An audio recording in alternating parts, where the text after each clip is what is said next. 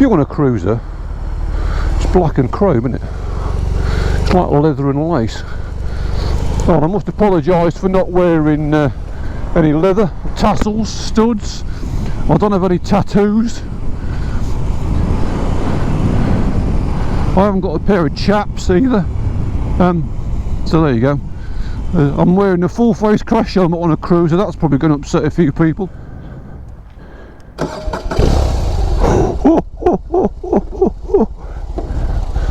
Look at, oh, you look at that, look. She's alive, man. She's alive. We're in roll mode, so let's roll. Stay tuned, guys. This is the first edition R18 BMW Cruiser, 1800cc, two 900cc pots boxing each other. Boxing. See what I did there? Right. Well, let's see how she goes.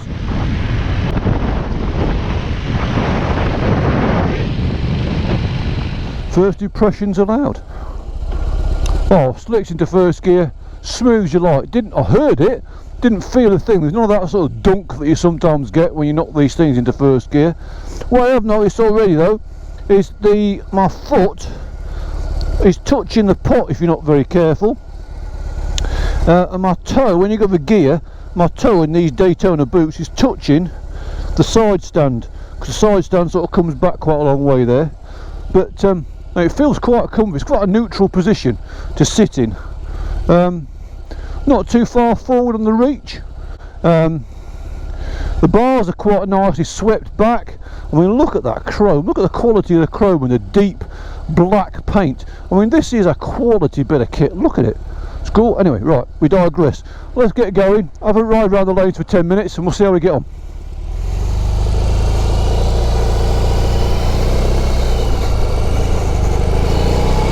That's it. Well, first impressions really, I mean, I've ridden it down to where I am now, so I know roughly what it's like. It's nice and smooth, it steers very well, steers lovely. For a big heavy bike, you get a bit of a flop, you know, these, when you turn in, the front wheel wants to flop down to whichever direction you want to go, but once you're under steam and you've got like that 10 or 15 mile an hour on it, all settles down. You can tell it's a long bike. It feels very stable and yet light and a little bit flicky at the same time. Front suspension, let's start with the front. The headlight, the LED headlight looks awesome, but looks like it's like out of the 1950s, but they've put the LED stuff in it, which makes it bring it to modern sort of standards. And from the front it does look really smart. What we've also got are these oh, come on, mate, thank you very much. What we've also got, I mean, look at that, everybody stops and looks at you. This is such an awesome looking bit of kit. I mean, people genuinely believe, I think, it's come from 1950s because it's so pucker. As a retro design project, BMW have absolutely nailed it.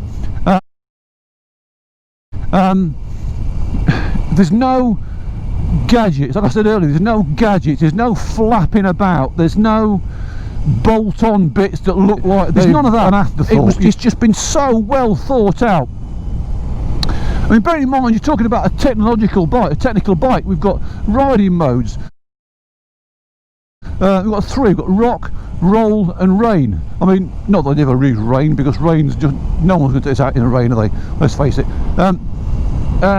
Yeah, and we've got this lovely swishy long wheelbase relaxed riding position. I mean, drop it into a corner now, it's roll off, the engine brings you back lovely, you hold the line quite nicely, you squeeze on, hardly any revs at all, bit of a waft on the accelerator, and you feel that drive, that classic boxer brat sort of noise it makes from a flat twin. That almost it is a flat noise. It's not a raspy, rorty noise, not sort of a noise that's going to annoy your neighbours.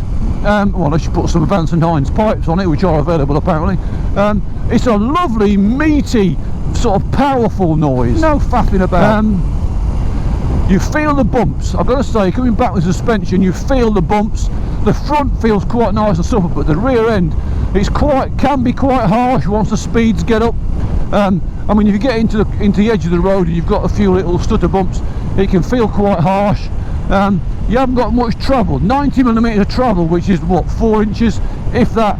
So between the sort of sag of when you sit on it, you've probably lost your sort of first 2 inches of travel just by sitting on the bloody thing. So the 4 inches of travel wouldn't take much to jack it down. So yeah, I think suspension wise, you've got to be careful, treat it with respect. I mean, this is not a sports bike, it's not an off-road bike, it's not an adventure bike, it's not a big plush adventure bike that soaks up all the bumps. This is a bike that will actually make you smile, but it'll make you wince as well if you hit a bump too hard and that back end thumps you up the spine. So yeah, be careful on that. Brakes wise, the brakes feel really firm and positive. Quite a pull need on the front brake because it's a big heavy bike. You've got 345 kilos of metal flying down the road. You sit somebody on it, 100 kilos, you're looking at 450 kilos possibly with kit on and all that. So your best part of half a ton flying down the road, and you've got traditional brakes. You haven't got these big monkey block mono super duper sports bike brakes. You've got normal motorbike brakes, but they do work. Fit with ABS. It's got lots of traction control trickery stuff on it, but it's all hidden very well with the Berlin built logo on the old brake calipers, which is awesome. You're looking at a cruiser, so don't expect it to ride like a sports bike. I mean, I'm doing 55, 60 miles an hour now. 50 miles an hour actually, well, I mean a 50 limit, 50 miles an hour, and it's absolutely lovely at this sort of pace. It makes you smile. The engine's smooth, fourth gear's a bit too responsive, drop it into sixth, lovely, wafts along, all calms down, that lollopy sort of drive from the Boxer engine, very, very nice indeed, very nice indeed. Mirrors are great, this classic round deep chrome finish on the mirrors look beautiful. All the switch gear and all the brake calipers and the clutch reservoir all looks absolutely superb. The chrome is really deep. The seat is actually really comfy, although it doesn't look much when you look at it in the pictures. The seat is actually quite comfy. Now, one of the things that people have mentioned quite arduously is this, oh, it's a cruiser but you can't have your feet forward. Well, if you want your feet forward, buy a Harley. If you don't, I actually quite like this riding position. I'm not a fan of the feet forward riding position. I think it's a bit awkward, and I quite like this. It's quite a neutral position. Whenever I've ridden a Harley, and I have ridden quite a few recently, got boards, feet forward slightly. Yeah, it's nice and relaxed. But I prefer this what Harley would call mid control. So I think it's actually, for me, this setup is much better. But obviously, other people will be different. They'll feel differently about it. I mean, for me, this position adds to the control benefit, so I'm able to swish through the corners quite nicely. I mean, the engine brake, look at that, just into 30 limit, drop down to fourth, roll off, brings you back nicely. Yeah, you can go through all the bits and bobs on that lovely little, very succinct and practical dial. Can't go wrong with that at all. Starting on the front on this side, that's okay as well. Heated grips come up there as standard. You might need them if it's a cold morning start to your summer ride. Right, let's compare this to the competitors. I mean, the competitors are obviously Harley Davidson and Triumph Rocket. Same sort of price bracket, same sort of grunty figures, although the Triumph Rocket is substantially more powerful and, you know, inherently faster than this. I would lump this into a category somewhere between the Harley and the Triumph Rocket. From a technical point of view, I think this is better than the Harley. From a performance point of view, it's not really a patch on the Triumph. Although the Triumph is, watch this bump, yeah, so you feel all them through your back. The Triumph is a brilliant bit of kit, as is the Harley. And then I want to say Harley, I mean what I think is the most direct competitor, which is the Softail Slim. The handling breakout, perhaps this steers and handles very much like the Softail Slim. It's a very similar sort of setup, Softail, hidden, hardtail look and all that sort of thing. So yeah, this for me is a competitor with that. As far as the Triumph's concerned, I mean, the Triumph's a different bike. The Triumph is as much about the look of performance as it is about the look, and that does actually ride really well. I've ridden a Street Fighter Triumph Rocket and a GT Rocket, and I loved them both to bits. If I had to buy one, I'd buy the GT because it's a more practical bit of kit, better rider position, more comfortable.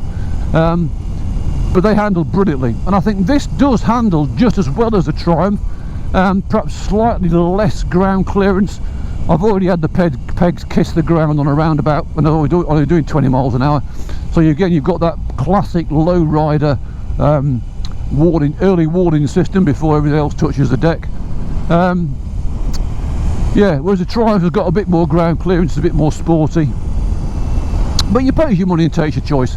If I was going to fork out what these bikes are, and this one retails with all any extras it's got on it at £20,000, which is about in line with the Triumphs and the Softail Slim, I'm thinking I would probably have this one, based on the fact that I actually like the ride. I prefer the ride of this bike. It feels more, well, it's more me. It feels more comfortable for me. Performance wise, I quite like the boxer engines. I quite like the way they ride, and the shaft drive. Let's talk about the shaft drive for a minute. This open U-joint thing they've got on the end of the shaft drive. I mean, that is just pure artistry. That is just such a nice, slick design feature. People look at it and think and go, oh my god, look at that. I mean, fair enough, if you were to run over the odd rabbit, you'd probably mince them in the shaft drive if you caught them in there. But it looks fab. I mean, as you're rolling along, you can look down. I've looked down at it and watched it going. It's just awesome to look at. And again, that takes you back to the 1950s heritage agricultural sort of feel, you know. Anyway, we digress. So yeah, that's that. Tyres, yeah, it got these nice Bridgestone tyres, got the 19-inch front, which is quite nice. It's a good compromise between the big fat Triumph front end and the skinny, say the skinny breakout on a Harley front end, the 21-inch thing, or you get a wide glide Harley, you got a 21-inch thing. This 19-inch front allows you to fit some decent rubber, so you can get some decent traction on the road, and that's one of the things that I do like about it. What don't I like about it? Right, well, I don't like the price for a start, but then as a Yorkshireman, that's always the case. I think ground clearance, I'm nitpicking now. I would want slightly more ground. I wouldn't mind the bike being a bit higher and getting more ground clearance, because I do like to go around the corners nicely and smartly. So for me, a bit more ground clearance would be good. But then that would spoil the look. It wouldn't be a low rider cruiser then, would it? So that's just me. The rear suspension, for me and my dodgy back, is a little bit harsh. Rear suspension's a bit harsh. On a nice lollopy smooth good surface like this, you don't really feel it. It all feels lovely and smooth, effortless to ride. But on a bumpy back road with the odd, if you catch the odd pothole or a sunken manhole cover or something like that, then I think you're going to feel it. I've had a few little thumps through the back already, and yeah, I think after a long time in the saddle, certainly travelling at high speed perhaps, you might feel that. So anyway, we digress. Overall picture, who's going to buy this bike? Someone who walks in the shop, looks at it and goes, I'm having that. It's that sort of bike. It's going to be a Marmite thing. I can imagine a sports bike, knee slider, humpty back leathers guys are not going to like it. It's not for them, which is great, because that's one of the things that motorcycling is good at. You can have so many people, so many diverse choices, so many different rider styles, but we're all riding motorbikes. I think at the end of the day, that's what counts. So the beauty of this is, if you want this sort of bike, BMW have built it for you. I mean, years ago, if you wanted a bike like this, you'd buy something like I mean, you've got all these hipster dudes chopping up R18s at the moment and sort of taking them out of the equation, so turn them into scramblers. I mean, that's a whole different rant altogether, that is. people wrecking bikes and chopping them to pieces. But this, if you were to have wanted this bike 15 years ago, it would have cost you thousands. You'd have been going to some of these super duper custom people and they'd have charged you an arm and a leg for one of these, and it would have been a bitzer. It would have been something that's been built in a shed. This is actually a purpose-built, superb handling, technologically advanced cruiser designed by arguably the world's major motorcycle manufacturer, or one of them, and it's a package that you can sort of buy straight off the shelf, and you get all that James Dean, Marlon Brando attitude. Certainly the black and chrome, I mean, I've said that before, but gorgeous. Yeah, you get all that attitude, and you get the reliability. Fingers crossed, you get the reliability of the German mark. The thing about cruisers is people tend, what day is it today? Oh, Friday, you might be there. The thing about cruisers is people tend to coffee time. People tend to actually buy the mark they want. If you're a Harley guy or a Triumph guy, and you have been for many years, then BMW have got a hard job to get you away from the Hinckley or Milwaukee beasties. There's no question of that. But if you're open to new stuff, come and have a go on this, because it is a smashing bit of kit. Right, I better turn this off before these enduro boys come out and start taking the mickey out of me. Joking aside,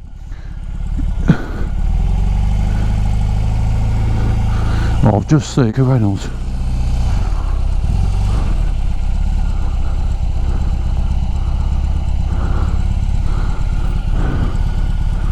Should I put that over there?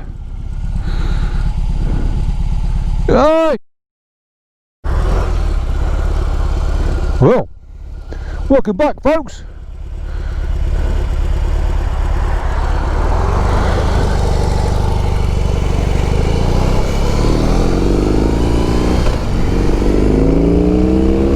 Oh, look at that.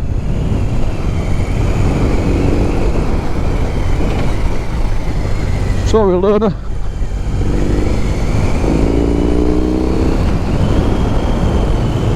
Well, clutchless gear changes aren't very useful. I think there's a bit too much metal flying around for a clutchless gear change.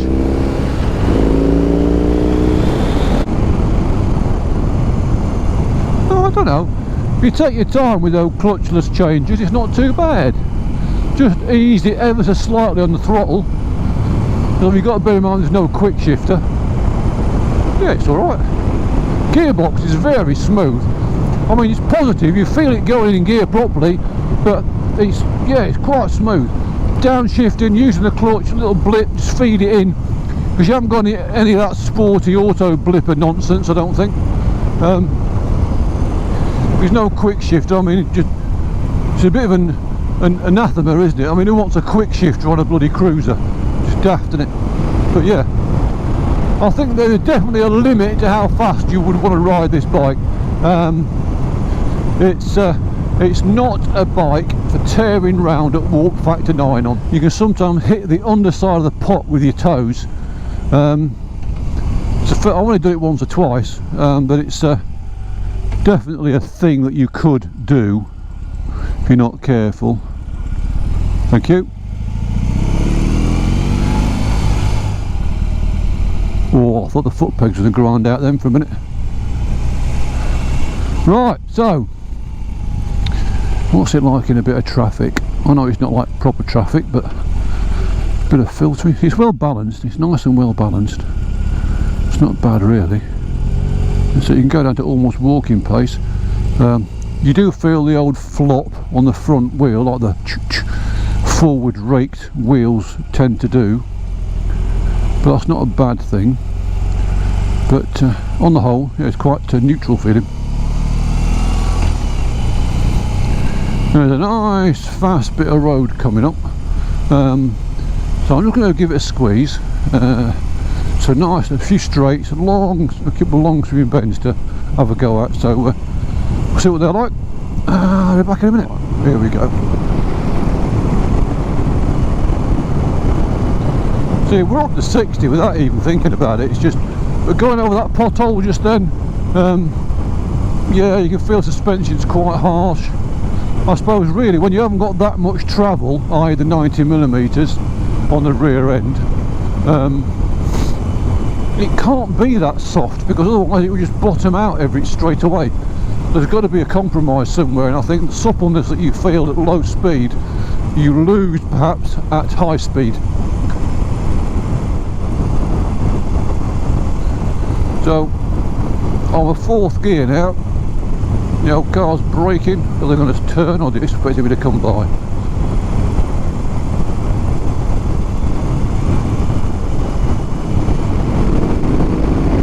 So that's not bad, is it? Yeah, you can feel it bouncy on the back end. You've got to sort of brace yourself a bit going around some of these corners. Yeah, you certainly get the hardtail experience. Performance wise, perfectly adequate.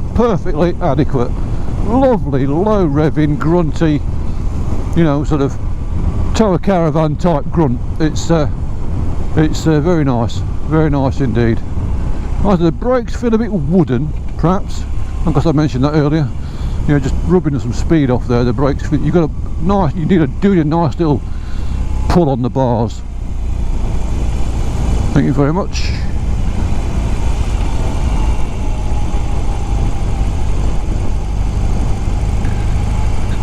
Now, so if I was to put them in order, cruiser wise, the top 3: Triumph Rocket GT, the Harley Softail Slim, which is probably my favourite Harley,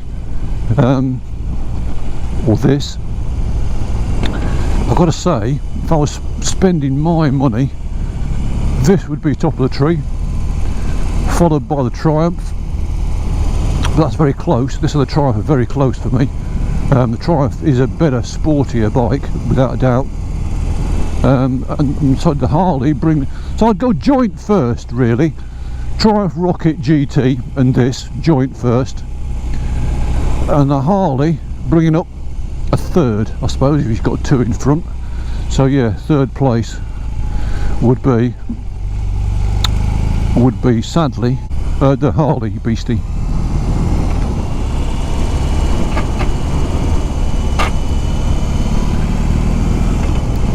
Not much ground clearance. Thing about, oh, make life a ride.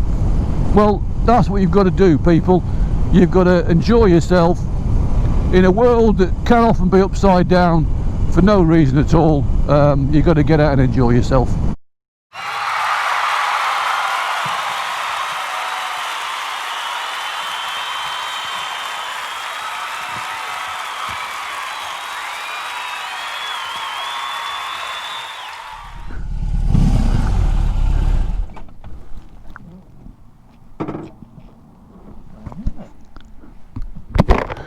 Hello, Mr. Reynolds.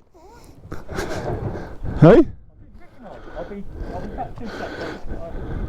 Oh, you carry on, mate. Up the workers.